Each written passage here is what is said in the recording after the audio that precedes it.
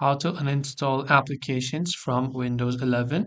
If you want to uninstall applications from Windows 11, the most easiest way I would recommend, especially if it is a third-party app and not the native Windows app, that you open up your search bar and simply search for Control Panel. Once you search for Control Panel, open it up and under Programs, click on the option that says Uninstall a Program. Once you go to uninstall a program, this is the interface you will see. Over here, you simply have to select the application that you would like to uninstall for some reason. After you select that app, at the very top, you'll find the option called uninstall. So you can click on it, follow the on-screen instructions based on the application if you want to allow the changes and uninstall it. This way, you'll be able to uninstall applications on Windows 11. I hope that this video helped you out. If you have got any further questions, feel free to leave them down.